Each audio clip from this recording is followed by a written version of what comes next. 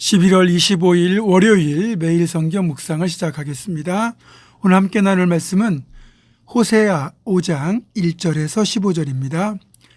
호세아 5장 1절에서 15절의 말씀을 제가 봉독합니다. 제사장들아 이를 들으라. 이스라엘 족속들아 깨달으라. 왕족들아 귀를 기울이라. 너희에게 심판이 있나니 너희가 미스바에 대하여 올무가 되며 다볼 위에 친 그물이 됨이라. 패역자가 살육죄에 깊이 빠졌음에 내가 그들을 다 벌하노라. 에브라임은 내가 알고 이스라엘은 내게 숨기지 못하나니 에브라임아 이제 네가 음행하였고 이스라엘이 더러워졌느니라. 그들의 행위가 그들로 자기 하나님에게 돌아가지 못하게 하나니 이는 음란한 마음이 그 속에 있어 여호와를 알지 못하는 까닭이라. 이스라엘의 교만이 그 얼굴에 드러났나니 그 죄악으로 말미암아 이스라엘과 에브라임이 넘어지고 유다도 그들과 함께 넘어지리라. 그들이 양떼와 소떼를 끌고 여호와를 찾으러 갈지라도 만나지 못할 것은 이미 그들에게서 떠나셨음이라. 그들이 여호와께 정주를 지키지 아니하고 사생활을 낳았으니 그러므로 새 달이 그들과 그 기업을 함께 삼키리로다. 너희는 기브아에서 뿔나팔을 불며 라마에서 나팔을 불며 베다웬에서 외치기를 베냐민아 내 뒤를 쫓는다 할지어다. 벌하는 날에 에브라임이 황폐할 것이라. 내가 이스라엘 지파 중에서 반드시 있을 일을 보였노라. 유다 지도자들은 경계표를 옮기는 자 같으니 내가 나의 진노를 그들에게 물같이 부으리라.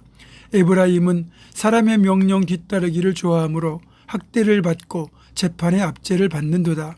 그러므로 내가 에브라임에게는 좀 같으며 유다 족속에게는 썩이는 것 같도다. 에브라임이 자기의 병을 깨달으며 유다가 자기의 상처를 깨달았고 에브라임은 아수르로 가서 야레방에게 사람을 보내었으나 그가 능히 너희를 고치지 못하겠고 너희 상처를 낫게 하지 못하리라. 내가 에브라임에게는 사자 같고 유다 족속에게는 젊은 사자 같으니 바로 내가 움켜갈지라. 내가 탈취하여 갈지라도 건져낼 자가 없으리라. 그들이 그 죄를 뉘우치고 내 얼굴을 구하기까지 내가 내 곳으로 돌아가리라. 그들이 고난받을 때에 나를 간절히 구하리라. 아멘. 오늘 본문 1절을 보면 하나님께서 호세아를 통하여 경고하시는 대상이 분명하게 나와 있습니다. 제사장들아 들으라. 왕족들아 귀를 기울이라. 우리가 분명히 알아야 하는 것이 하나님과의 관계가 회복되기 위해서는 반드시 자신의 죄악에 대한 인식, 자각이 있어야 됩니다. 그 인식과 자각을 통해 죄를 깨우치고 철저히 회개하고 돌이킬 때 비로소 용서와 회복의 은총을 누릴 수 있는 겁니다. 실제로 호세아와 고멜의 관계를 통하여 상징적으로 보여주시는 건 하나님께서는 우리를 지극히 사랑하시고 회복시키기를 원하시는 분이다. 이 사실을 깨우쳐 주심에도 불구하고 심각한 건 이런 죄를 짓는 사람들 그리고 우상숭배를 주도한 사람들이 지도층 인사들인 왕족들과 제사장들이었다는 사실입니다. 북왕국 이스라엘은 이렇게 지도층 인사들이 먼저 타락함으로써 결국 멸망의 길로 치닫고 말았습니다. 에브라임은 그 중에서도 북왕국의 중심 지파입니다. 에브라임 지파는 여호수아의 후손이기도 하고 또 북왕국의 첫 번째 왕이었던 여로보암이 이 에브라임 지파 출신입니다. 나름대로 그렇게 지파에 대한 자부심이 대단한 에브라임 사람들이었고 이들이 북왕국의 주요층 인사들이 되었지만 정작 이들은 신앙과 삶이라는 측면에서 전혀 본이 되지 못했고 오히려 악을 행하고 죄를 범하는 대명사로 전락하고 말았습니다. 백성들은 무지해서 그럴 수 있다고 치더라도 왕족들과 제사장들은 그들을 바르게 인도할 사명과 책임이 있는 사람들입니다. 그런데 이들이 먼저 우상숭배를 하고 죄를 짓다 보니 백성들은 자신들이 얼마나 심각한 죄를 짓고 따라가고 있는지조차 모르고 죄를 짓고 있는 겁니다. 무엇보다도 제사장까지 타락했다는 것이 가슴 아픈 일이죠. 제사장은 하나님의 말씀을 아는 사람입니다. 하나님을 그 누구보다 가장 잘 알고 가까이에서 모시는 사람입니다. 그런데 이런 제사장마저 타락했다는 건 더 이상 회복의 소망을 갖기가 어렵다는 뜻입니다.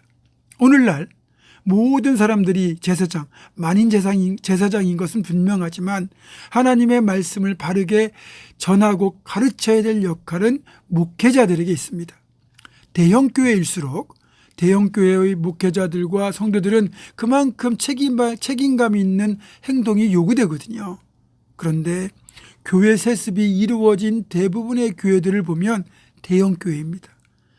최초로 합동측 교회인 강남의 충현교회를 시작으로 해서 광림교회, 명성교회 등 한국의 대표적인 대형 교회들이 교회 세습을 함으로써 결국 부끄러운 역사를 쓰고 말았습니다.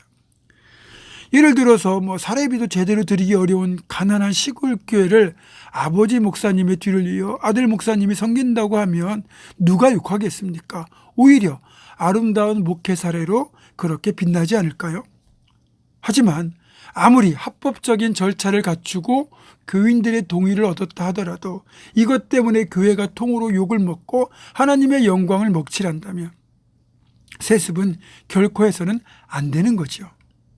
또 우리 역시 교회에서 어른 대접받고 직분자로 대접받는 것 마냥 좋아할 것이 아닙니다. 목회자나 직분자들은 그만큼 삶에서 모범이 되어야 될 막중한 책임과 사명이 있습니다. 만약에 우리가 실수하거나 우리의 잘못된 행동으로 인하여 성도들이 죄를 짓거나 실족하게 될 때 그 책임을 어떻게 감당할 수 있겠습니까? 분명히 주님 말씀하셨잖아요. 누군가를 실족케 하는 것보다 차라리 연자맷돌을 그 목에 매달아서 바다에 빠뜨리는 것이 더 낫다. 그 정도로 실족케 하는 건 무서운 일입니다. 따라서 두려움을 가지고 정신 바짝 차리고 살아야 되고 말과 행동에 더더욱 신중해야 된다는 뜻입니다. 6절을 보게 되면 그렇게 타락한 사람들이 아무리 양떼와 소떼를 끌고 여호와를 찾으러 갈지라도 하나님은 만나주지 않으신다 이렇게 말씀하거든요. 더 이상 예배를 받지 않으시겠다는 거예요. 아무리 많은 봉헌물을 드려도 거기에 진정한 회개가 없고 하나님을 축복을 주는 도구로만 생각되는 신앙은, 그렇게 생각하는 신앙은 결코 받지 않으시겠다는 뜻이거든요. 7절을 보면 사생아까지 나왔다고 되어 있잖아요. 이건 세상 쾌락, 그러니까 하나님보다 더 사랑하고 좋아하는 개인적인 욕망들이 열매까지 맺을 정도로 깊이 빠져들었다는 것, 그만큼 죄악이 심각했다는 것이고 결국 하나님은 그들이 그렇게 애지중지하는 모든 것들을 다 삼켜버리시겠다고 경고하고 있습니다. 사랑하는 여러분, 그래서 우리는 하나님보다 더 사랑하는 것, 내가 진짜 주인 삼은 세상에 헛된 거 다 내려놓고 오직 하나님만 사랑해야 됩니다. 그렇게 오직 하나님 한 분만 사랑하며 진짜 온전하고도 복된 믿음의 길로만 행하는 우리 모두가 되기를 주님의 이름으로 축원합니다. 기도하겠습니다. 하나님, 우리 모두는 이 시대에 거룩한 영적 책임을 가지고 있는 하나님의 사람들입니다. 우리가 먼저 말씀과 믿음에 바로 서서 그렇게 선하고 의로운 길로 행할 수 있도록 주여 도와주시고, 세상의 어떤 것도 하나님보다 앞서지 않게 도와주시고 오직 하나님 한 분을 사랑하며 이 길로 행하는 우리 모두가 되게 하여 주시옵소서.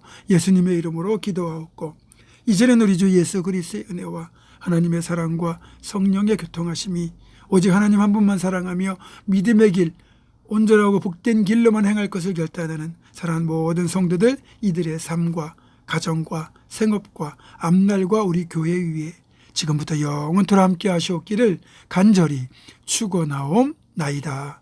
아멘.